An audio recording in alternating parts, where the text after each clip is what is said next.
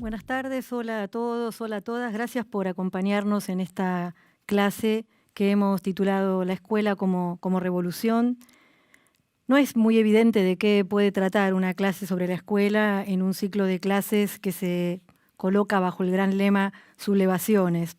Más aún, alguien podría pensar, y a mí me pasó cuando estaba tratando de empezar a preparar esta clase, seguro que escuela y sublevaciones no conecta de ninguna manera, seguro que hay que hablar de otra cosa. En fin, ya van a ver cómo fui resolviendo la pregunta por el sentido que puede tener esta clase, pero quiero empezar agradeciendo la invitación que me han hecho desde UniTV para volver a pensar sobre la escuela. Hay quienes consideran que volver a pensar lo que ya pensamos es una especie de lujo que podemos ahorrarnos en tiempos de escasez, pero en este ámbito, en la universidad, nosotros sabemos que es parte del sentido que tiene el trabajo y el pensamiento universitario. Así que, de vuelta, gracias por la invitación. Hay una relación que surge bastante rápidamente cuando pensamos en educación y sublevaciones. A mí se me venían imágenes de grandes movimientos estudiantiles que en el siglo XX y también en el siglo XXI, en distintos momentos históricos, digamos, han puesto en cuestión algunas coordenadas de cómo se organiza social y políticamente el país de que se trate y también la propia educación de los países en los que estos movimientos sucedieron. Pienso, por ejemplo, en la reforma universitaria en Argentina en el año 1918, pienso en el Mayo francés de 1968, en el mismo año las grandes manifestaciones estudiantiles realizadas por estudiantes en México, estudiantes fundamentalmente universitarios, y un poco más recientemente en el tiempo, la Revolución Pingüina en Chile. En 2006 fue el primer alzamiento de estudiantes secundarios, luego vendrían otras manifestaciones masivas, protestando por el carácter privado de la educación chilena, aún de la educación pública, en protesta, digamos, por la privatización del sistema educativo chileno impuesto por la dictadura de Pinochet. Cuando uno ve estas grandes movilizaciones, un poco te toma la tentación de celebrar o de destacar algo así como los ribetes épicos del evento y disimular los aspectos que son más débiles y más controversiales de cada uno de estos procesos. Por ejemplo, en un trabajo que publicó a propósito de la reforma del 18, Rinesi analizaba la reforma universitaria como un movimiento de renovación de las élites, más que como un movimiento de cuestionamiento del orden social que producía las élites que en efecto pujaban, digamos, por su renovación en el momento de la reforma. La verdad que todos estos movimientos tienen algo de singular. Si uno mira los carteles, si mira las pancartas, los posteos de Facebook, los tweets, dependiendo del momento histórico en que se ubique cada uno de estos movimientos, en todos ellos se expresa algo que anda mal, no solamente en la sociedad, no solamente en el Estado, no solamente en la economía, sino también en la propia institución escolar. Esta es una manera de mirarlo. Yo también propongo mirarlo de otra manera, y es que en verdad estos movimientos expresan algo así como un producto de la propia escuela. ¿Qué quiero decir con esto? La escuela ha contribuido a lo largo de muchas décadas a producir los sectores educados, los sectores escolarizados, que son los mismos que organizan su crítica. La crítica procede principalmente de sectores sociales en los que la escuela ha sido tremendamente eficaz. Aunque no vamos a profundizar en este tema, para mí no es menor la discusión acerca de si se cuestiona la escuela porque funciona mal, como parece suponer buena parte de la crítica que uno puede escuchar, o si se la cuestiona precisamente porque ha triunfado, pero en todo caso da señales de agotamiento de su programa institucional y se abre la pregunta de, bueno, ¿y después de la escuela qué? Pero lejos de ver este tipo de situaciones entonces como una pura crítica a la escuela, a mí me parece que hay que poder verlas también como algo que la escuela contribuyó a producir a lo largo del último siglo. Claro, la escuela, decía, es en parte un objeto de crítica. Hace pocos años tuvo mucha repercusión en el mundo educativo argentino un documental argentino, por cierto, titulado La educación prohibida, que se estrenó en el año 2012. La educación prohibida documenta experiencias educativas que podríamos llamar no convencionales en países de América Latina y en España, experiencias que representan prácticas vinculadas a ideas y a pedagogías, como por ejemplo la pedagogía Waldorf, con su ambiente libre y cooperativo, por ejemplo la pedagogía Montessori, con su atención a la mente absorbente del niño, inclusive acá en Argentina, la escuela de Olga Cossetini en Rosario, a partir del año 1935 y basada, como suele decirse, aunque esto puede discutirse un poquito, en las premisas de la escuela nueva. Lo que quiero decir es, el documental traía referencias acerca de tipos de educación que, según los términos del documental, no serían posibles en las escuelas regulares. Las escuelas regulares serían otra cosa y la educación prohibida es la que no puede ocurrir justamente en las escuelas tal y como nosotros las conocemos. Resumamos algunas de las críticas a la escuela, no solamente del documental ya, sino de experiencias como las que estamos recapitulando aquí.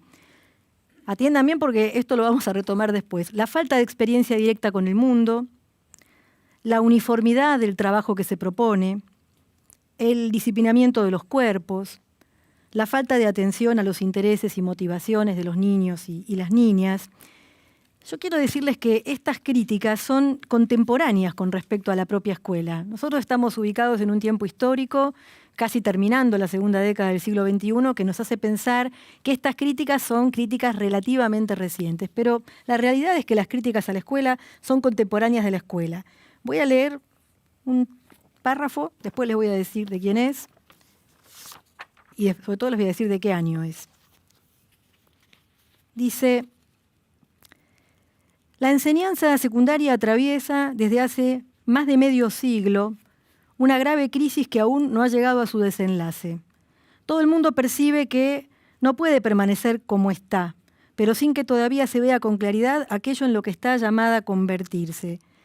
De ahí todas estas reformas que se suceden casi periódicamente, que se completan, que se corrigen, que a veces también se contradicen unas a otras, dan cuenta a la vez de las dificultades y de la urgencia del problema. Durkheim, 1904, curso de Historia de la Educación y de las Ideas Pedagógicas en Francia, 1904, hace medio siglo que la enseñanza secundaria atraviesa una grave crisis, se superponen las reformas y demás.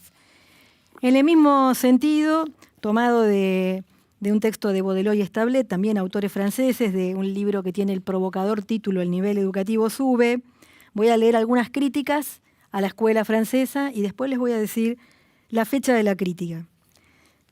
La decadencia es real, no es una quimera. Es frecuente encontrar 20 faltas de ortografía en un mismo trabajo literario de los últimos cursos. Año 1956. El bachillerato se ha vuelto irrisorio. Nuestra élite no sabe razonar, no sabe exponer. 1936. Considero que las 3/4 partes de los bachilleres no saben ortografía. 1899. La ortografía de los estudiantes de letras llegaba a ser tan deficiente que la Sorbonne se ha visto obligada a solicitar la creación de un nuevo seminario, cuyo titular tendría como ocupación principal corregir los ejercicios de lengua de los estudiantes de la Facultad de Letras, 1886. En fin, para no aburrirlos, la falta de ortografía y la ignorancia de los elementos más simples de la lengua francesa dejan ver muy claramente que muchos se presentan a estas pruebas como un juego de azar, en donde es la fortuna la que debe encargarse de todo, año 1859. Así que, para los que a veces dicen la escuela está en decadencia, parece que nunca anduvo tan bien, por lo menos como algunos esperaban. Ahora, mi intención no es acá hacer una crítica a la escuela, muy por el contrario, voy a intentar durante esta clase mostrar lo original, lo revolucionario que fue precisamente el movimiento de la escolarización en la historia de nosotros, de los humanos. Y para eso, para hablar de la revolución escolar, nosotros tenemos que cambiar el zoom. No es de un año y otro año y una década y otra década. Vamos a cambiar completamente el zoom. Vamos a ponernos en otra escala, que es la escala de lo que podríamos llamar el desarrollo sociohistórico de nuestra especie. Antes del sociohistórico, una escala todavía mayor, el filogenético. Aquí detrás, en algún momento, ustedes van a tener una suerte de árbol, algo así como el árbol del desarrollo filogenético de la especie humana. Es un material de divulgación tomado del Instituto Smithsoniano. En ese material, como es de divulgación, hay el típico "usted está aquí", que está arriba de todo. Se supone que son los estudiantes que están visitando el instituto. Y lo que hace el árbol es mostrar algo así como la evolución filogenética de nuestra especie en una escala que habla de millones de años, ¿sí? Si ustedes miran la escala temporal, ahí estamos hablando de millones. Uno podría decir, desde el punto de vista filogenético, nuestra especie tardó muchísimos millones de años en constituirse como tal. Una vez constituida como tal, y ese es un tema del cual yo no soy especialista, así que estoy tomando simplemente una versión de divulgación, una versión escolar de lo que tenemos que hablar aquí, una vez que estuvo constituida desde el punto de vista filogenético, empieza un largo periodo, 200.000 años aproximadamente, largo, corto, depende de la escala, comparado con la escala anterior, brevísimo, comparado con nuestras vidas, enorme. Un larguísimo periodo de tiempo donde, si bien, como decíamos, permanece estable desde el punto de vista filogenético, se ha transformado enormemente desde el punto de vista sociocultural. En educación hablamos del desarrollo sociocultural para referirnos a una serie de invenciones, mayormente tecnologías. Vamos a ver un poquito más adelante la propia escuela como una tecnología, mayormente tecnologías que han ido cambiando los modos en que nuestra especie puede habitar no solamente este planeta en el que vivimos. Hay un mapa que muestra las migraciones que tuvieron lugar a partir de ciertos momentos históricos que ahora no vamos a poder reconstruir. El mapa está dado vuelta para mostrar dónde arranca la migración y cómo va llegando con el tiempo a tierras como las nuestras, donde nosotros vivimos ahora, e inclusive algo que no se puede poner en el mapa: hay humanos viviendo en la Estación Interespacial Mir. Eso no se hace sin herramientas, eso no se hace sin tecnología, y tecnología no es solo el celular, estas cámaras, estos papeles, sino también es una bolsa para transportar comida, algo para protegerse de la intemperie, o algo que permita conservar alimentos y tener una vida que no dependa de recolectarlos día por día. La fabricación de instrumentos, decimos en el contexto educativo, le ha permitido a la humanidad, a nuestra especie, difundirse por el planeta. No es que fuera una especie de cruzada de difusión, sino que fueron movimientos de muchísimo tiempo, de muchísimos años, y como ustedes saben, en algún momento se convirtieron en movimientos de conquista y dominación de unos grupos humanos sobre otros grupos humanos. Esto no es una expansión graciosa y gratuita por el planeta, sino que ha tenido su costado de dominación, su costado de colonización. Ahora, hagamos zoom sobre los últimos 10.000 de los 200.000. Acuérdense, empezamos en millones, fuimos a 200.000, ahora vamos a los últimos 10.000. Es impresionante todo lo que pasa en los últimos 10.000. En los últimos 10.000 tenemos, por ejemplo, un hito que yo puse allí en la línea de tiempo, que es hace más o menos 7.000 años, lo que a esta altura en los libros de divulgación de estos temas informan como la domesticación del trigo, la domesticación de la cebada, no en el sentido en el que nos imaginamos en la vida cotidiana, que domesticamos, por ejemplo, una mascota, pero sí en el sentido de adaptar un elemento de la naturaleza y hacer que funcione en unos ritmos y para unos fines que son los fines específicamente alimentarios de unas ciertas poblaciones. Más tarde aún, o sea, más cerca de nuestro presente, la emergencia de un sistema de numeración como el que nosotros conocemos hoy en día. Y todavía más recientemente la emergencia de los sistemas de escritura alfabéticos. Por supuesto, había otros sistemas de numeración y había otros sistemas de escritura. Yo estoy destacando en particular estos dos sistemas por la importancia que van a tener después para el argumento que quiero hacer sobre la escuela. En la punta de esos 10.000 años, la escuela moderna. 200 años, 300 años, 150 años, depende de la zona del planeta de la que estemos hablando. La verdad es que es un punto en unos 10.000 años, que son un segmento en el zoom de los 200.000 y que es la nada misma en los millones, ¿no?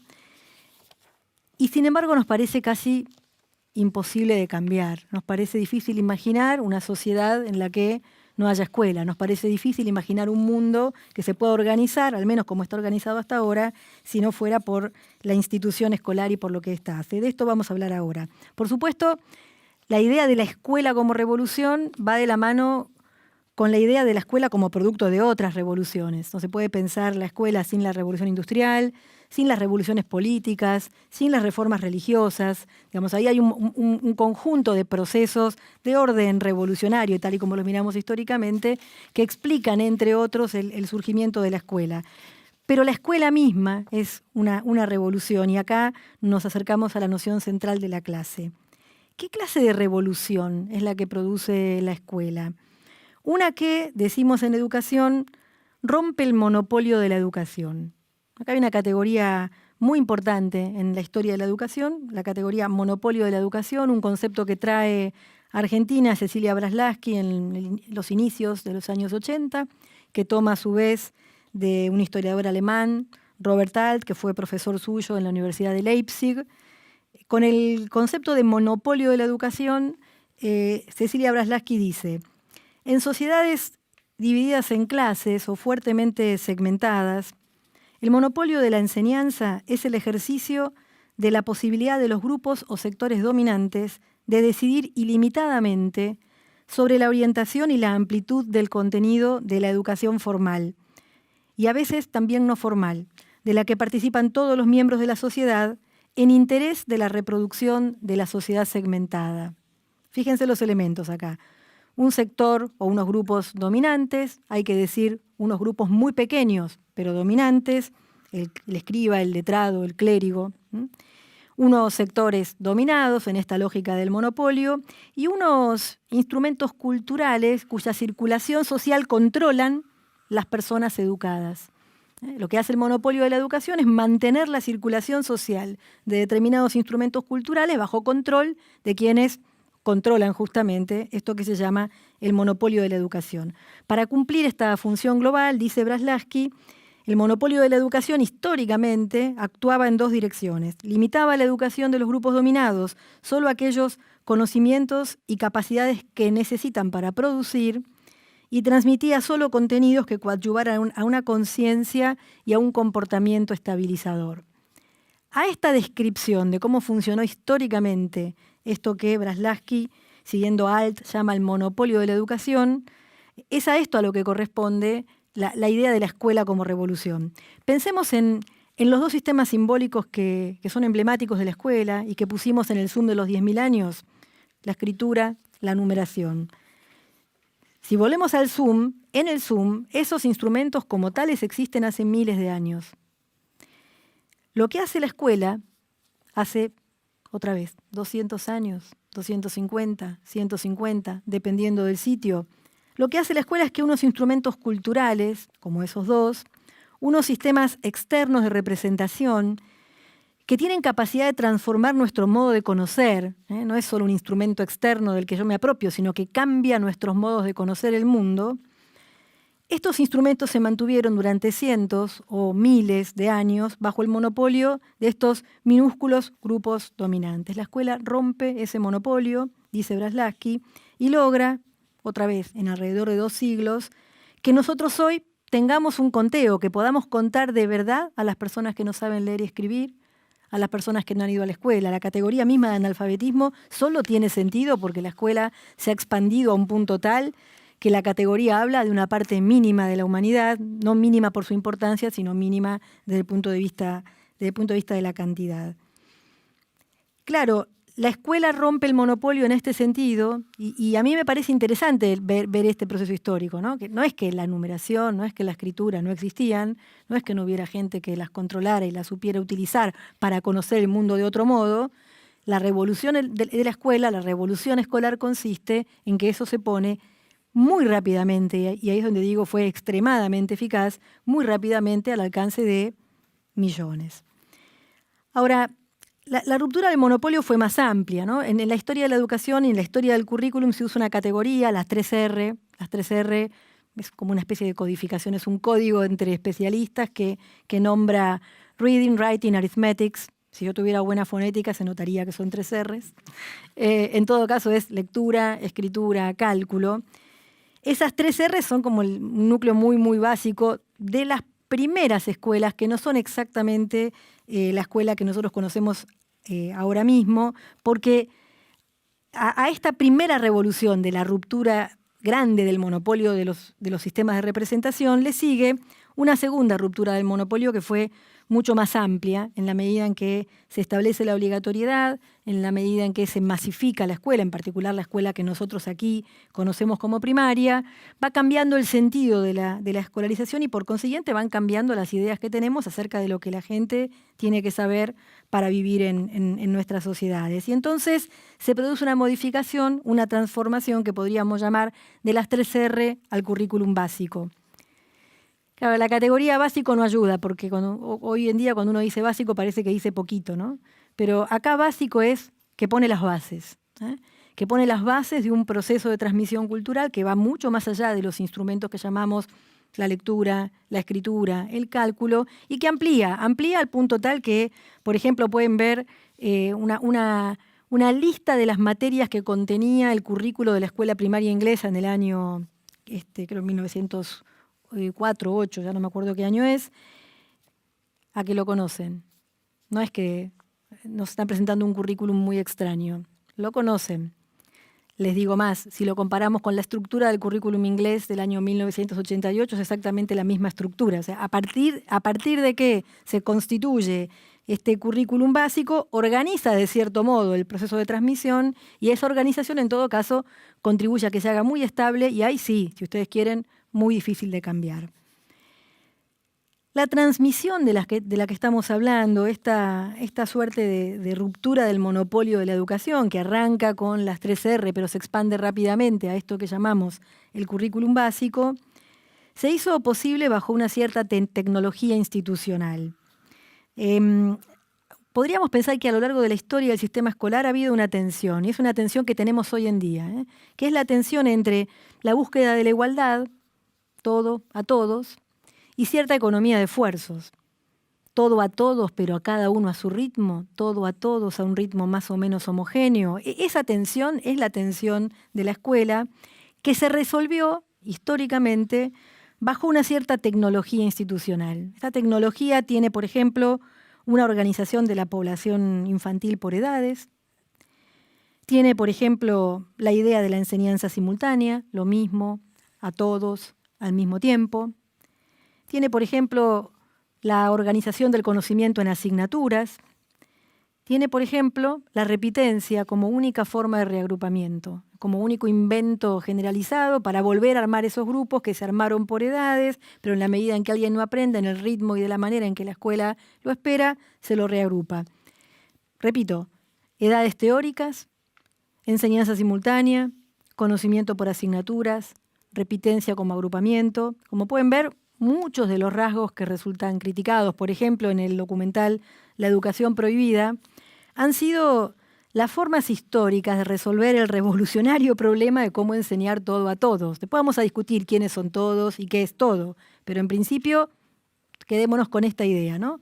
Esto que hoy vemos de manera crítica fue el revolucionario modo de resolver el problema de cómo enseñar todo a todos. La escuela es en ese sentido probablemente la mayor tecnología de la modernidad. Esa capacidad que tiene la escuela de organizar a la población infantil, de encerrarla entre 4 paredes para hablar del mundo, de administrar progresiones de aprendizaje, no es su defecto, es su forma. No es lo que hace mal, es lo que hace. Y esto me parece que es clave para poder entender de qué hablamos cuando hablamos de los problemas de la escuela, ¿no? En un texto de Daniel Feldman que se llama Enseñanza y Escuela, en el capítulo 1 de ese texto, termina diciendo algo que a mí me parece que es interesante leer acá. Dice, según Hunter, las teorías de la educación de diverso signo describieron la escuela como una humilde iglesia construida con las piedras destinadas a una gran catedral, que no pudo realizarse por la impericia o la decadencia moral de sus constructores. Quizás sea necesario volver a apreciarla como un dispositivo contingente para cumplir un propósito, y no como el mal resultado de un plan más perfecto. O como dice Hunter, propongo que miremos la escuela como lo que es, no como lo que pensamos que alguna vez fue, porque viene bien acá otra vez recordar a Durkheim, recordar a Baudelot y Stablet. Parece que la escuela nunca fue aquello que añoramos. Y eso no quiere decir que hoy no tenga problemas, pero hay algo allí con una nostalgia de la escuela que es algo que a mí me parece que vale la pena discutir. Probablemente una de las razones por las cuales esta tecnología, que es objeto de tantas críticas hoy en día, todavía persista, es que es una enorme tecnología de gobierno de las poblaciones. Produce un ordenamiento de la vida social con el que no se rompe tan fácilmente, aunque a veces parezca que la escuela está convertida en una institución en la que no pasan demasiadas cosas. Casi que, si pudiéramos titular esta parte de la clase, sería algo así como la escuela del tedio, ¿no?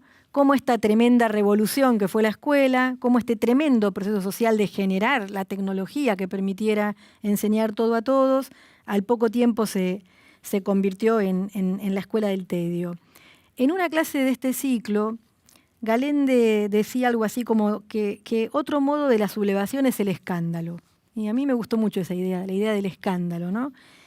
Uno podría pensar, para recuperar un poco el sentido de la escuela, otra forma del escándalo, ¿no? Una forma del escándalo que es algo así como la respuesta a la pregunta, o más bien la pregunta misma, ¿a quién se le ocurre? ¿A quién se le ocurre una institución a la que vayan todos los chicos, todas las chicas, independientemente de sus capacidades para aprender tantas cosas? Y podemos seguir, ¿no? ¿A quién se le ocurre chicos en instituciones que van a aprender todo, con adultos especialmente preparados para enseñarles todo, en los años de una infancia que no existía, sino que comenzó a ser conceptualizada de ese modo, entre otras cosas debido a la escuela? El escándalo sigue hoy, ¿no? Me anotaba algunas frases del escándalo de los últimos tiempos. Por ejemplo, chicos pobres en orquestas musicales. ¿Por qué no fortalecer lo básico? Para esos chicos, ¿por qué no las 3R en lugar de las orquestas? Computadoras para todos. No hay otras necesidades. ¿Para qué las usan? Si ni siquiera tienen internet. Y mi preferida, universidades por todos lados. Los pobres nunca llegan a la universidad. Otra vez, ¿a quién se le ocurre? Y parece que se les ocurrió a mucha gente. Parece que esta cara de la sublevación, este escándalo de a quién se le ocurre, es un punto para poner en valor a esto que ha producido la institución que llamamos escuela. Por supuesto hay otra cara del escándalo, un poco menos favorable, que es cuando la escuela no logra lo que se propone. Cuando los chicos se van de la escuela, cuando los chicos no aprenden, cuando se quedan en la escuela, parece que aprenden, parece que certifican cursos escolares y sin embargo no saben lo que pensamos que deberían saber. Ese es sin duda uno de los problemas que tenemos hoy en día y que es un problema, como espero haber tenido la capacidad de nombrar, que se viene detectando y de alguna manera diagnosticando desde hace muchísimo tiempo. Esta escuela, decía hace un ratito, esta escuela de la revolución devino aburrimiento, en un trabajo de Pablo Pinot, que se titula algo así como 10 premisas, tiene un título genial, premisas básicas de la escolarización como construcción moderna que construyó a la modernidad. En ese trabajo, Pinot, que repasa las 10 premisas, termina diciendo, la escuela fue, sin duda, uno de los actos de mayor imaginación que enfrentó la modernidad. En el siglo XVI, soñar con una institución donde concurrieran todos los infantes a aprender ciertos saberes complejos, con sujetos preparados para tal fin, desafió todo lo preestablecido y amplió enormemente las fronteras de la época. En el siglo XIX, este producto de la imaginación cobró cuerpo y en el siglo XX devino aburrimiento y cotidianeidad. Voy a volver después a este texto, pero para ilustrar un poco la idea de aburrimiento y cotidianeidad, traje este libro, que es un clásico en educación, se llama La vida en las aulas, de un investigador, se llama Philip Jackson. Este es un libro fantástico, que empieza así. Voy a leer el primer párrafo y después un poquito más del primer capítulo. Voy a hacer el esfuerzo de que amen tanto este párrafo como lo amo yo cada vez que lo leo. Dice: cada mañana de los días laborables entre septiembre y junio, unos 35 millones de norteamericanos se despiden con un beso de sus seres queridos, recogen la bolsa con el almuerzo y los libros y parten a pasar el día en esa serie de recintos que suman aproximadamente 1 millón, conocidos como aulas de la escuela primaria. Este éxodo masivo del hogar a la escuela se realiza con un mínimo de alboroto y fastidio. Son escasas las lágrimas, excepto quizá de los muy pequeños, y pocos los gritos de júbilo. La asistencia de los niños a la escuela es en nuestra sociedad una experiencia tan corriente que pocos de nosotros nos detenemos a considerar lo que sucede cuando están allí. Desde luego, nuestra indiferencia desaparece ocasionalmente, pero la mayor parte del tiempo simplemente advertimos que nuestro Johnny se dirige a la escuela y que ha llegado el momento para una segunda taza de café. Jackson tenía tiempo de tomarse café, puede mandar al niño a la escuela, pero se entiende lo que quiere decir, ¿no? La escala. 35 millones de chicos van a 1 millón de aulas, un montón de días por vida, un montón de días por semana, un montón de horas de su vida. Hace una cuenta en un lugar y dice, si hubiera ido desde la sala de 5, digamos, a toda la escuela primaria, ya habría pasado en ese momento más de 7.000 horas de sus 12 años de vida adentro de la escuela. Y dice, la escuela es un lugar en donde se aprueban y suspenden exámenes, en donde suceden cosas divertidas, en donde se tropieza con nuevas perspectivas y se adquieren destrezas, pero es también un lugar en donde unas personas se sientan, escuchan, aguardan, alzan la mano, entregan un papel, forman cola, sacan punta a un lápiz. En la escuela hallamos amigos y enemigos, ahí se desencadena la imaginación y se acaba con los equívocos, pero también es un sitio donde se ahogan bostezos, se graban iniciales en la superficie de la mesa, se recoge el dinero para un viaje, se forman filas para el recreo.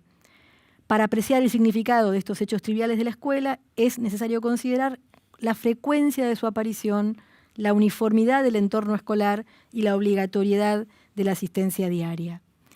Esto que llamamos la escuela del tedio, ¿no? En el sentido de una tremenda revolución, hubo épocas que las policías de las ciudades andaban por las calles persiguiendo niños para llevarlos obligatoriamente a la escuela. Eso devino tedio, devino aburrimiento, devino repetición. Antes de preguntarnos qué hacer con el tedio, que es de lo que voy a hablar hacia el final, quiero plantear otro aspecto de la revolución de la escuela, que es lo que podríamos llamar la revolución ontogenética. ¡Wow! La revolución ontogenética. Cuando en educación hablamos de ontogénesis, hablamos del desarrollo de los sujetos. Estamos hablando de lo que hace la escuela en el desarrollo de los sujetos. Porque esta escuela, como vimos, es una invención cuya historia puede ser vista como ínfima respecto del desarrollo filogenético y aún respecto del sociohistórico, pero es hoy en día decisiva en el desarrollo ontogenético. A ver, por ejemplo, permite que en la historia individual se produzca un cierto puente con la cultura. No digo el único, no digo el mejor, digo un cierto puente con la cultura. También sus sanciones de éxito y de fracaso inciden en la historia individual. También, y esto es lo más difícil de captar, formatea o encausa de manera particular el desarrollo de las personas. Nosotros no sabemos hoy qué es ser humano por afuera de lo que es ser humano en sociedades escolarizadas. A esta altura nos cuesta mucho imaginar exactamente en qué consiste, por ejemplo, el modo humano de conocer, si es que hay un modo humano de conocer, por fuera de los modos en que la escuela nos ha hecho conocer ciertas cosas. Rivière decía que la escolarización es parte del diseño del desarrollo humano, ¿no? En el sentido de que las sociedades completan artificialmente el desarrollo humano, en este caso a través de un artefacto que es la escuela. Y voy a poner 2 ejemplos para esto, 2 ejemplos que a mí me gustan mucho. Uno es el ejemplo de la atención, ¿no? Uno podría hacer una especie de pregunta abstracta. ¿Qué capacidad de atención tiene un niño o una niña que empieza la escuela primaria? Y podríamos hacer una investigación que estudiara. No pierdan el tiempo. La respuesta es un poco más simple y es depende. Por ejemplo, depende de si el nivel inicial formateó su atención para fines escolares. Un niño que fue al nivel inicial, de pronto tiene una capacidad de atención, como ustedes, a una persona que está hablando hace más de 30 minutos, acá están ustedes atendiendo. Producto bruto de la escuela. Esto es un producto de la escuela. Bueno, esta posibilidad de estar escuchando durante mucho tiempo es producto de la escuela, que también retoma algunas tecnologías pastorales, dicen algunos, ¿no? En el sentido de alguien que se pone, habla y los demás escuchan, porque de ahí viene alguna clase de palabra que vale la pena escuchar. Es tan importante la cuestión del tiempo de atención y es tan discutible que haya un desarrollo natural de la atención en los niños. Es tan claro que la atención se desarrolla intervenida por nuestros modos sociales de actuar sobre las maneras en que los niños prestan atención, que la diferencia en la capacidad de respuesta a la demanda de atención que tiene la escuela genera, por ejemplo, criterios para hablar de los niños que tienen problemas, desatentos, desmotivados, ADD, ADHD, esas son todas categorías inventadas en el contexto escolar, que de lo que están hablando es de unos niños cuya atención no se acomoda a los modos en que la escuela espera que se preste atención. Y el otro ejemplo que a mí me gusta mucho es lo que Wers llamaría el ejemplo de la multiplicación. Wers dice, suponga que usted tiene que multiplicar 343 por 822. Hagan la prueba. 343 por 822. Se ponen a hacer la cuenta, yo les pregunto el resultado, ustedes me dicen, supongamos que me dicen, da 281.946. Si yo les pregunto cómo llegaron a la solución, ustedes me dirían, bueno, hice la multiplicación o la puse en fila los números, me enseñaron tal cosa en la escuela, supongamos que no sacaron la calculadora. Y yo podría decir, ¿saben que ustedes no podrían multiplicar si no fuera por esa especie de soporte externo que les da un modo escolar en que les enseñaron a multiplicar? Ustedes me dirán, sí, puedo sacar la calculadora y hacer la multiplicación. Es lo mismo, en todo caso las tecnologías ahorran algo que antes la cognición humana tenía que aprender a hacer por sí sola. Pero no hay en la mente humana una capacidad de multiplicar. Lo que hay en la mente humana, si esta figura cabe, es la capacidad de internalizar unos instrumentos culturales, y lo que ha hecho la escuela es algo fenomenal, que es generar una tremenda maquinaria para internalizar instrumentos culturales. Y a eso llamamos entonces la revolución ontogenética. Nosotros hoy somos humanos, escolarizados, y entonces mucho de nuestro modo de entender y codificar el mundo está mucho más influido por la escuela de lo que nosotros a veces podemos advertir. Esta idea es importante porque a veces pareciera que hay un desarrollo humano natural y de pronto la escuela no lo sigue, no lo respeta, no sigue los intereses de los niños, los ritmos de los niños. Yo estoy discutiendo acá la idea de los ritmos naturales, la idea de las inclinaciones naturales. Estoy hablando de la producción social, de los modos en que los niños se conectan con el mundo, los niños, los adolescentes y todos los que estamos aquí. Ahora sí, y pensando que esta revolución que fue la escuela tiene algunos problemas y muchas veces nos interesa pensar cómo podría cambiar la escuela, ¿no? Cómo podríamos evitar encerrarnos para hablar del mundo, cómo podríamos evitar tener que ir todos al mismo ritmo y si no vas al mismo ritmo entonces te quedás afuera. Lo primero que quiero decir es cómo no nos interesa que cambie, cómo se propone que cambie, pero no nos interesa que cambie, que podría ser algo así como no nos interesa que cambie mediante soluciones individualistas. Esto es, soluciones que resuelven para sí, para unos individuos, para unos grupos, lo que debe resolverse para el conjunto. En la URL de YouTube, donde estaba la educación prohibida, me puse a leer los comentarios. Vieron que leer comentarios es una experiencia dura en la vida. Una persona dice, desde noviembre de 2015 saqué a mis hijos de la escuela. El mayor iba en segundo de secundaria y el menor en tercero de primaria aquí en México. Desde entonces los estamos educando en casa, con 4 horas diarias en casa, con clases de natación 2 veces por semana en el natatorio, con clases de dibujo y pintura en el centro cultural de nuestro municipio y también 2 veces por semana yendo a la biblioteca normal y digital. seguramente esta familia resolvió su problema, ¿sí? Pero esto es una solución que no vale para el conjunto. Para el conjunto hay que pensar otra cosa. Yo leía el otro día algo que publicó Pía López, creo que en página 12, algo que me parece que viene bien para esto y para interpretar este comentario sobre sacar a los chicos de la escuela y, digamos, gestionarse privadamente soluciones educativas para aquello que la escuela aparentemente no lograría hacer. Pía dice, no está hablando de la escuela, pero a mí me sirve para hablar de la escuela, dice, no lo convierte en sublevación que sea embate contra las instituciones.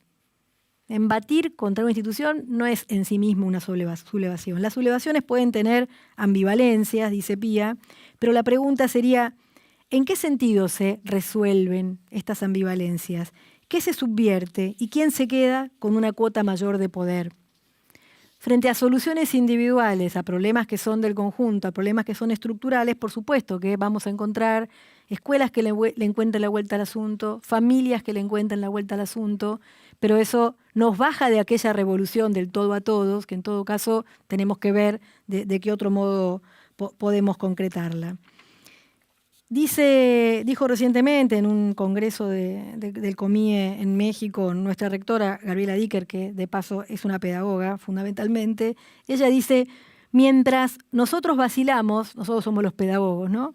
Mientras nosotros vacilamos, o quizás porque vacilamos, la escena educativa se reconfigura y no cesan de instalarse con potencia discursos y políticas que con mucho menos pudor que nosotros avasallan los dilemas de la crítica. Por ejemplo, modelar las emociones para evitar que me hagan daño, por ejemplo, generar redes neuronales de pensamientos positivos, por ejemplo, hacer un negocio de materiales instruccionales y productos digitales para que usen millones de alumnos y docentes alrededor del mundo.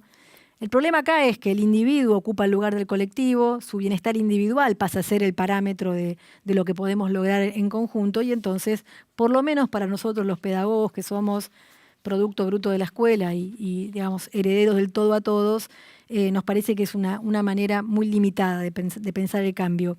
Necesitamos, por ahí como decía Pinot, un acto de imaginación, ¿no? ¿Se acuerdan cuando yo leía el párrafo de Pinot y él decía la escuela fue uno de los actos de mayor imaginación que enfrentó la modernidad? Él dice en el párrafo siguiente, quizá la mayor herencia que podemos sacar de todo esto sea la necesidad de volver a realizar un acto tan imaginativo como aquel.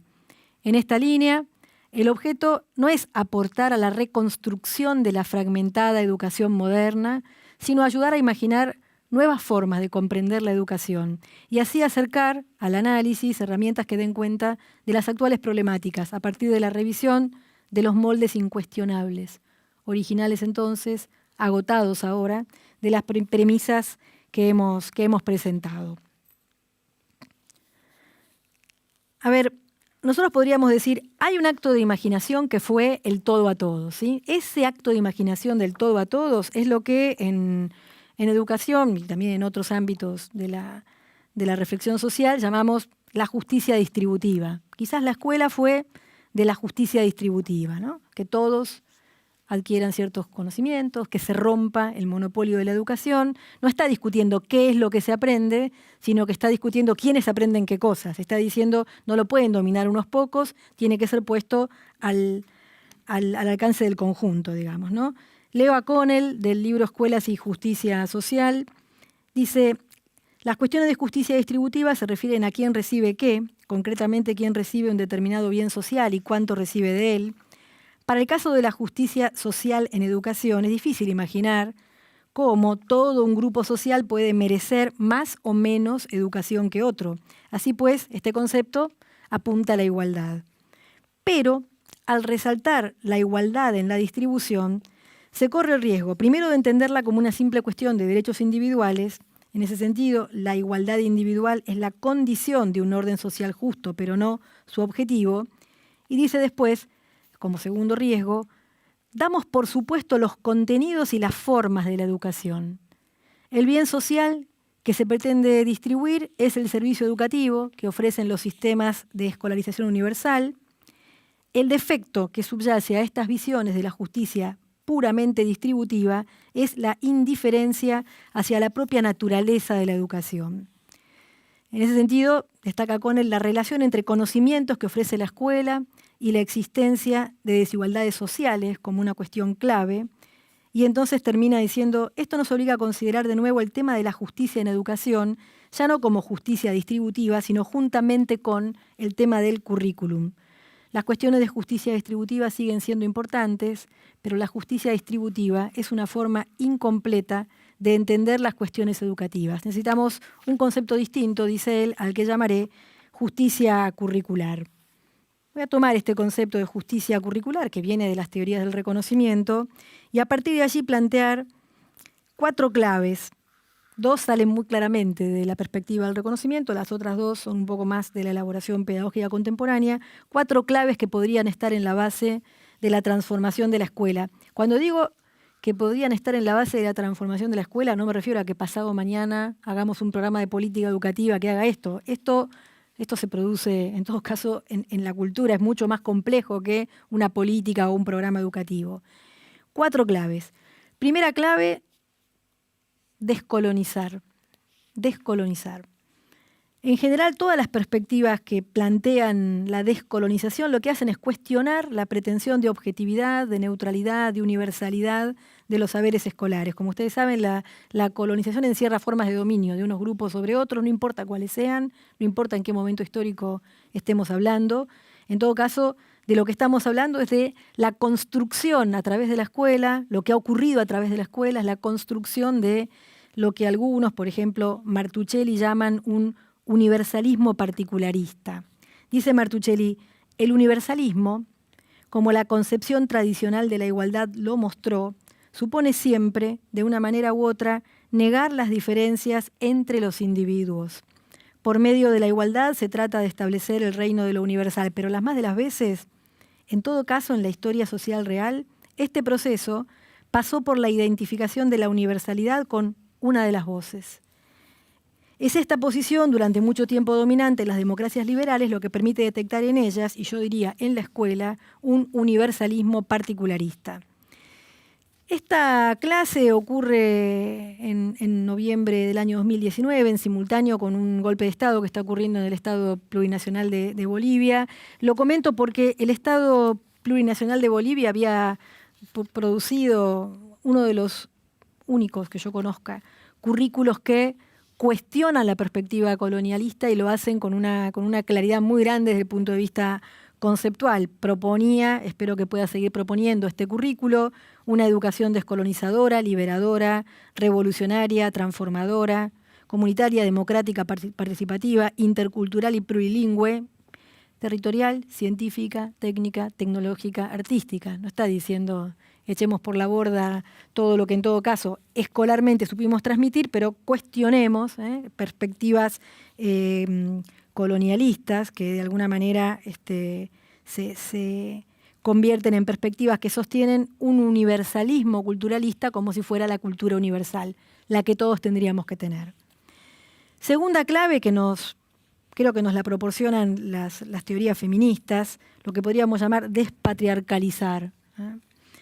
Muchos análisis de los que hemos podido leer recientemente muestran que las relaciones de género no son un tema particular de la vida social, no son un capítulo de la sociología, sino una categoría central para entender el orden de la dominación, para entender patrones de acumulación, de riqueza, de prestigio, de poder, de autoridad. Y la verdad es que la escuela ha tenido bastante que ver con cierto modo de entender el proceso de asignación de género a los niños y a las niñas.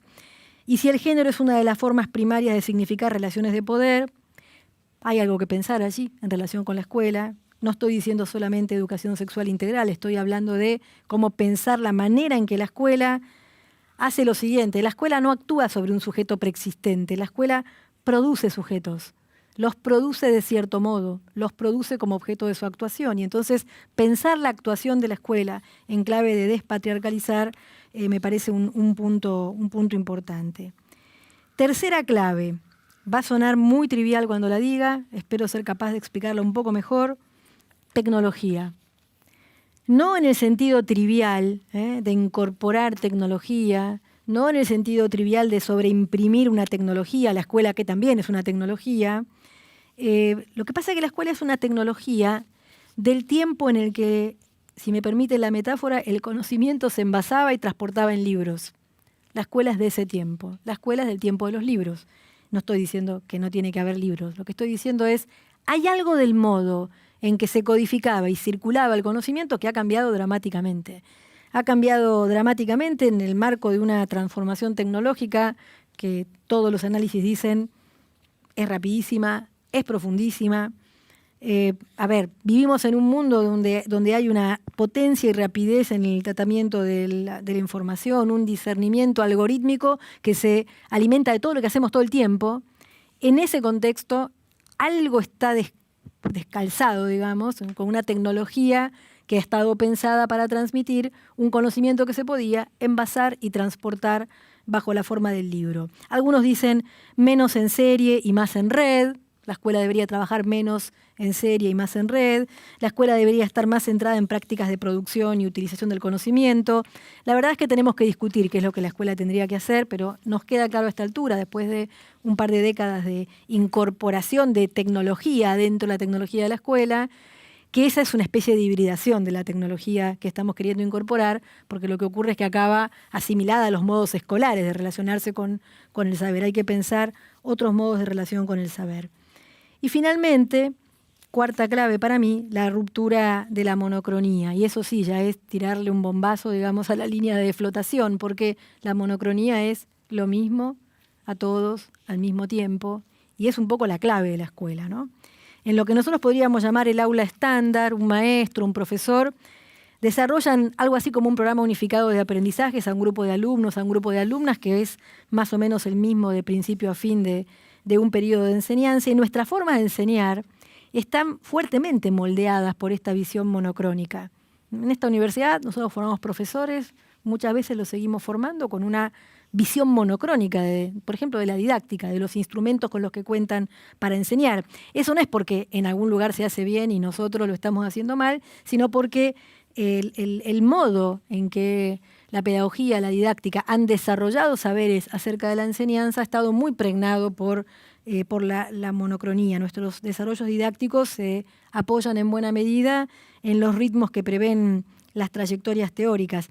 Yo sé que esta caracterización parece restrictiva cuando uno piensa en las prácticas de muchas personas que promueven formas de enseñanza, por ejemplo, que permiten aproximaciones sucesivas al mismo objeto de conocimiento, formas en las que se privilegia la colaboración de los alumnos, de las alumnas en clase y se alienta la comprensión conjunta más que el resultado individual. Pero a ver, no estamos hablando de que no pueda haber docentes y escuelas que le encuentran la vuelta al asunto. Volvemos al problema de cómo no queremos que cambie. No estamos hablando de soluciones para una parte, estamos hablando de soluciones para el conjunto, y ahí hay algo de la tradición escolar entonces que necesita ser reformulada. Ahora ya sí, terminando, se darán cuenta que en la actualidad la pedagogía convive con una cierta ambigüedad, la ambigüedad de develar, de someter a crítica las condiciones de la práctica educativa y decir esto no funciona, esto reproduce, esto lo que sea, y a la vez añorar el fortalecimiento de la escuela. Es una tensión, ¿no? Pensar que la escuela puede ser un instrumento para seguir produciendo algo del orden de la transmisión en la cultura, y al mismo tiempo reconocer que ciertas prácticas son muy contrarias a esto que queremos lograr. Citando una vez más a Gaby Dicker, ella dice: sin embargo, a pesar de esta tensión, no renunciamos a la necesidad de resolver el problema político, de definir un sentido común a la incorporación de las nuevas generaciones a la cultura, de sostener unas prácticas educativas que nos permitan vivir juntos en un mundo plural y diverso, en el que cada uno y cada una pueda realizar sus propios proyectos de vida. No renunciamos tampoco a inscribir la educación en una serie que enlaza principios como igualdad, justicia, derecho, a pesar del riesgo ya advertido por las teorías críticas y poscríticas de quedar a cada paso atrapados nuevamente en un universal cerrado. Revisando el trabajo que escribió Rinesi sobre el 18, sobre la reforma del 18, yo les quiero leer algo que para mí es un remate fenomenal. Por supuesto, si lo encuentro, que vamos a ver si lo encuentro rápido, pues se me descuajeringó el asunto. Dice por ahí, habla del dilema que tiene la escuela, en realidad él habla de la universidad, pero yo lo llevo a la escuela porque es la misma discusión, el dilema entre inclusión y calidad, ¿no? Dice Rinesi, bueno, tenemos que preguntarnos cómo puede este Estado y sus instituciones desplegar políticas inclusivas de aquellos sujetos que por la razón que sea han quedado fuera del reparto de determinados bienes o de determinadas posibilidades. ¿Cómo pensamos políticas orientadas por la idea del derecho, sin perder de vista que todos los hombres somos, además de iguales, diferentes? ¿Y cómo pensamos políticas orientadas por la idea de inclusión, sin olvidar que todos los hombres somos, además de diferentes, iguales? Y esa es la tensión, esa es el problema, digamos, que la escuela trata de resolver con todos los límites que hemos planteado aquí, respecto de los cuales, sin embargo, yo creo que ha producido, en términos históricos, sociohistóricos, una revolución de cuyos beneficios se alimenta en buena medida la crítica de los sectores ilustrados que podemos hacer la crítica a la escuela. Finalizo sugiriendo algunas lecturas. Esta clase recogió aportes de la pedagogía, de la filosofía política, de la psicología del desarrollo, de la historia de la educación. Yo voy a proponerles estrictamente lecturas del campo de la política, algunos textos que ya cité y otros que agrego ahora. De Jackson, La vida en las aulas, de Feldman, Enseñanza y escuela, de Connell, Escuelas y justicia social. De estos 3 textos hablamos hoy. Y agregaría 2 más, de Trilla, Ensayo sobre la escuela, y aquellos de ustedes que tengan ganas de leerlo, porque me parece un texto que habla bien de una profesión muy cuestionada, de José Manuel Esteve, El malestar docente. Terminadas estas recomendaciones, abrimos ahora un momento de preguntas, de intercambios. No tienen por qué ser preguntas, pueden ser intercambios, aportes, reflexiones. Los escucho, las escucho. Con relación a esta propuesta que estás planteando, ¿te parece que en el mientras tanto, mientras estamos pensando esa revolución, tendría que haber como una inclusión mucho más sustantiva de los docentes que están en las aulas y que muchas veces se sienten excluidos de esta elaboración teórica que muchas veces hacen los especialistas y que en vez de trabajar juntos por la escuela, a veces se forman como bandos en los que hay una competencia? ¿Cómo podríamos hacer para que nos reunamos y trabajemos colaborativamente? Esa es una pregunta que está muy, muy buena porque apunta a un problema que a mí me gusta mucho plantear y discutir, que es el problema de cómo se distribuye en el sistema escolar la autoridad para producir conocimiento. Es muy larga la historia y ni siquiera hay mucho acuerdo sobre cómo contarla, pero a mí me parece que la situación contemporánea es que pareciera en efecto que hay unos especialistas externos a la escuela que producen conocimiento acerca de la escuela y unos actores dentro de la escuela que hacen la práctica educativa sin producir conocimiento. Eso está en discusión absolutamente y estoy totalmente de acuerdo con vos en que más que en el mientras tanto probablemente eso sea un modo de producir aquello que queremos producir. Hace mucho tiempo yo planteaba algo así como que el trabajo docente tiene una relación con el conocimiento que es muy particular, ¿no? Por un lado, nosotros los docentes, cuando trabajamos como docentes, transmitimos unos conocimientos que muchas veces no contribuimos a producir, están producidos en otro lado. Pienso, por ejemplo, la investigación científica que se produce en las universidades y los centros de investigación versus la transmisión de la ciencia escolar, ¿no? Claramente quien transmite ciencia escolar no está involucrado directamente en la producción de conocimiento científico la mayor parte de las veces, aunque a veces sí. Y en cambio hay otro saber que sí se produce en la práctica escolar, que es un saber sobre la propia práctica escolar. El problema, y me parece que tu pregunta va un poco por ahí, el problema es que las condiciones de autoridad con que ha quedado configurado el trabajo docente, al menos contemporáneamente, son unas condiciones que no parecen reconocer ese papel productivo que los docentes tienen, que las escuelas tienen en la producción de conocimiento. Entonces, ese conocimiento que se produce sobre la escuela, que se produce sobre la enseñanza, que se produce sobre los modos de intervención cuando a los chicos les pasan ciertas cosas, que te hacen elegir unos materiales por sobre otros porque funcionan mejor, porque te parece que resuelven algo que de otro modo no resolverían, o qué sé yo, son producciones que circulan algo así como entre colegas, pero no alcanzan el estatus de un conocimiento público. Y en ese punto sí, claro, la colaboración con quienes se supone que tenemos cierta especialidad en producir conocimiento podría contribuir a que algo de eso se dé a conocer, ¿no? Como algo más que un relato de experiencia, con todo el valor que el relato de experiencia tiene, sino como algo que se puede incorporar a la discusión con otros, que se puede convertir en algo generalizable, que es un poco lo que caracteriza al tipo de conocimiento que se produce cuando estás de este lado, ¿no? Tratás de producir un conocimiento que tenga capacidad de funcionar no solamente en la situación concreta en la que se generó o se produjo, sino también en otras, ¿no?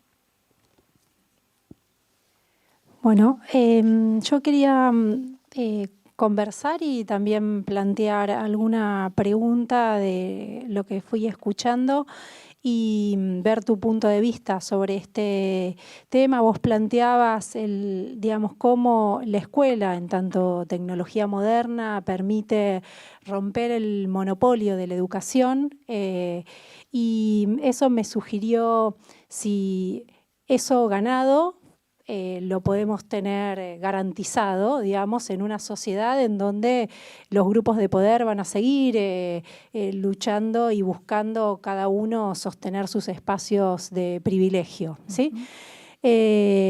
Frente a esa ruptura del monopolio de la educación, se instauró, como también bien caracterizabas, un primer intento de respuesta basado en criterios de justicia, buscando lo mismo a todos al mismo tiempo, y eso trajo muchas crisis por parte de la escuela, denunciadas a lo largo de todo lo que fue en sus diferentes variantes sobre el fracaso escolar y demás, como planteando de que no todos eran lo mismo, y qué claves de lectura había que tener en relación a eso.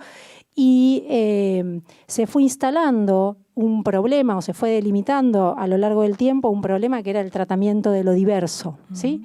Recién tomabas una idea de Pinot respecto de que todo acto de imaginación necesita, digamos, como generarnos nuevos espacios para nuevas respuestas, y yo creo que el acto de imaginación es posible si tenemos identificado bien cuál es el problema que queremos responder. Ahí me parece que, por lo que vos dijiste, el tema de la diversidad es un tema que está hoy en boga y que va a promover pensar y hacer actos imaginativos de cómo vamos a responder. Y ahí voy a hacer un recorte particular, porque esto nos daría a muchos temas, que es el acceso al conocimiento que nos ha traído la emergencia de Internet, y que yo creo que desafía a la escuela en cómo circulan los saberes, y en particular un tema que sí me interesaba que puedas dar alguna opinión es respecto de lo que impacta en la formación docente. O sea, pensar que estamos en una sociedad en donde el acceso al conocimiento ya no es un privilegio, sino que es algo que puede estar disponible para todos, dependiendo de los usos de las herramientas.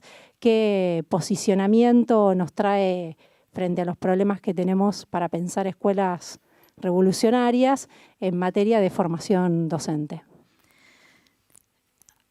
A ver, yo no sé si la escuela puede ser revolucionaria. La escuela lo que puede ser parte de un enorme cambio cultural, en el sentido en que lo quise plantear en la clase. Podemos reconocer históricamente este cambio.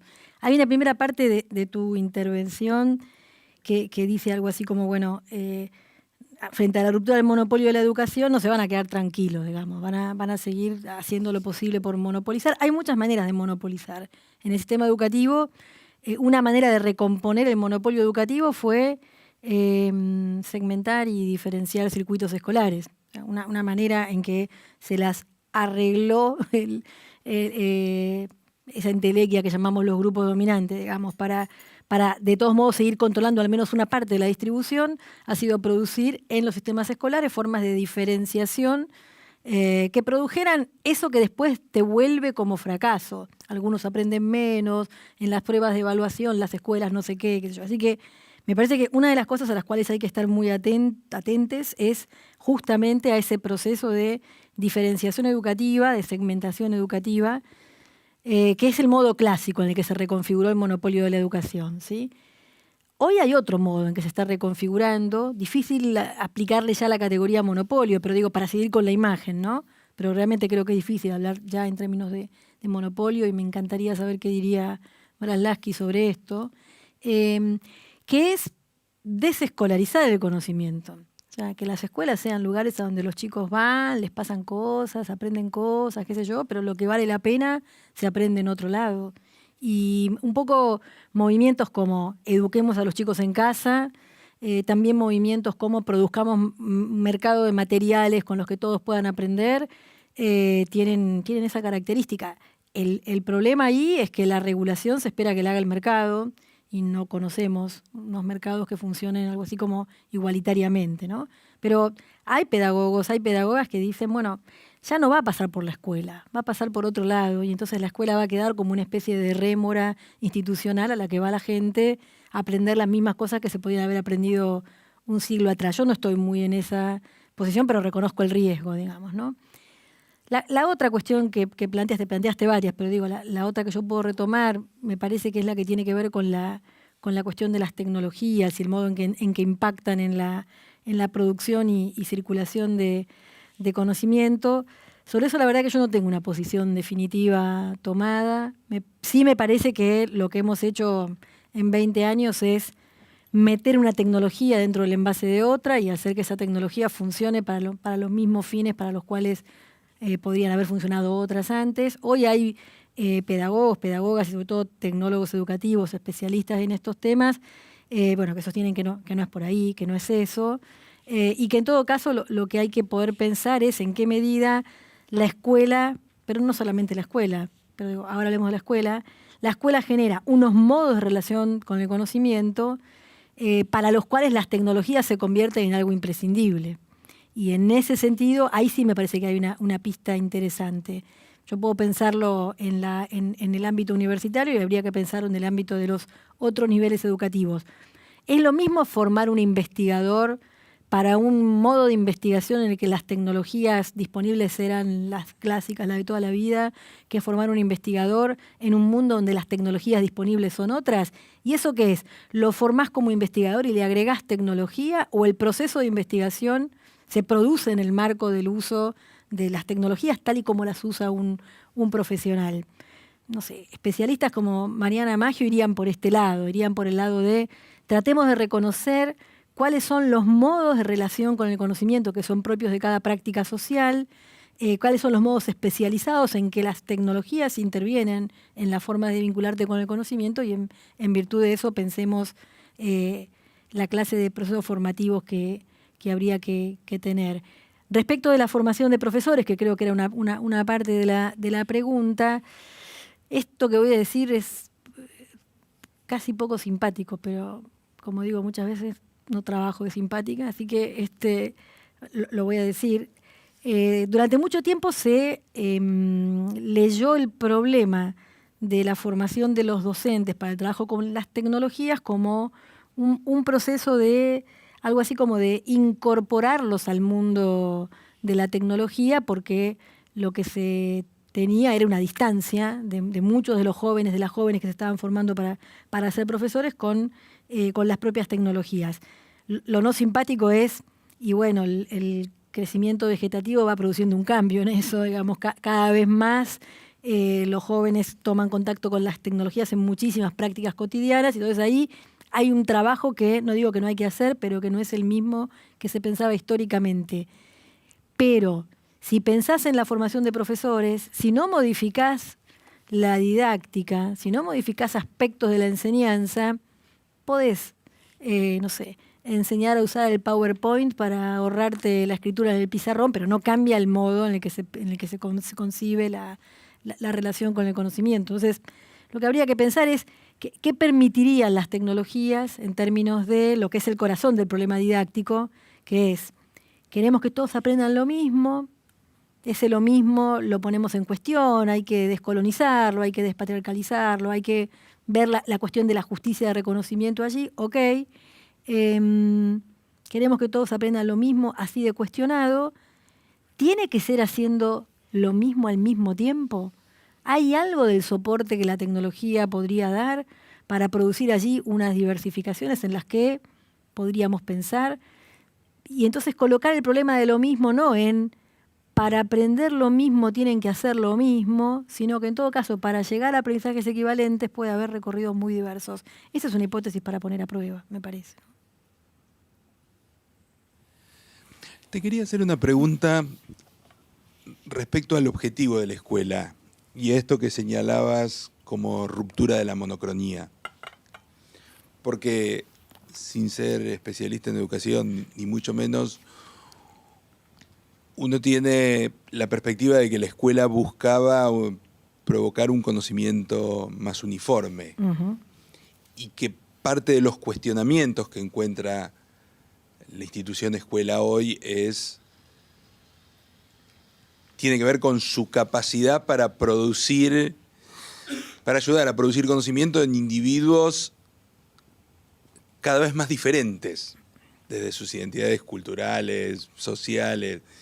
Y pienso hasta qué punto cuando uno piensa una escuela que descolonice, una escuela que despatriarcalice, no le está pegando con todas esas exigencias en la línea de flotación, casi como para pensar otra institución, que reivindicaría algo de los propósitos o de la utopía inicial de la escuela, pero que debería tener unos dispositivos que la cambian tanto que ya la vuelven irreconocible, al menos de lo que fue esa escuela en los últimos 2 siglos.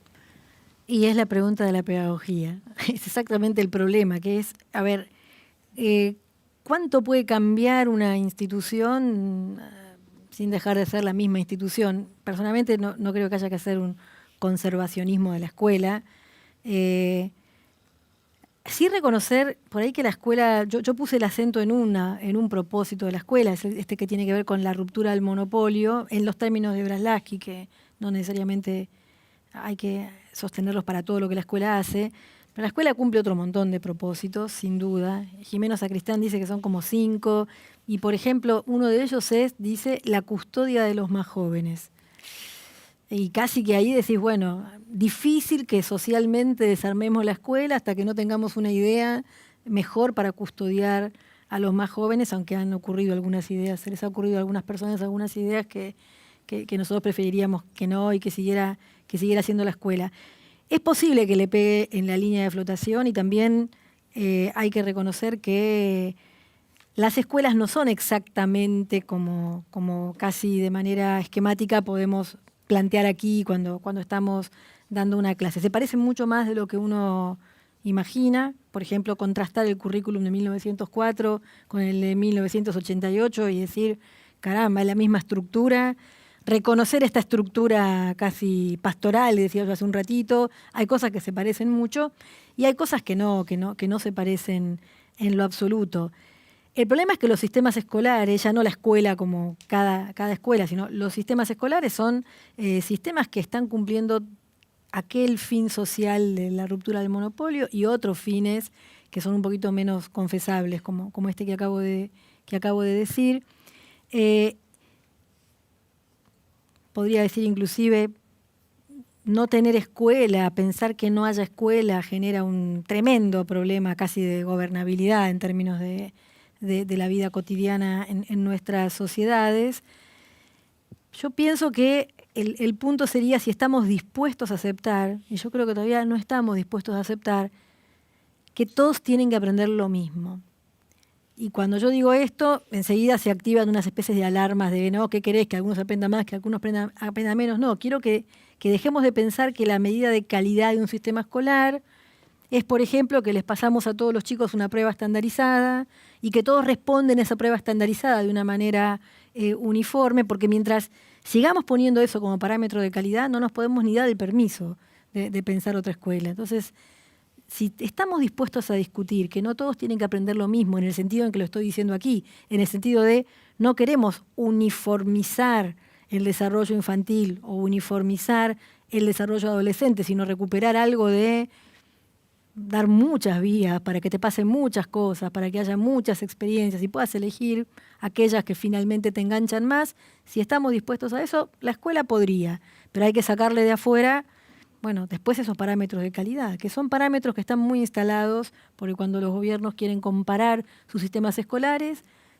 dicen muchas cosas que son maravillosas, pero los comparan con pruebas estandarizadas, restringidas, no les digo a las 3R, pero más o menos, ¿no? Más o menos.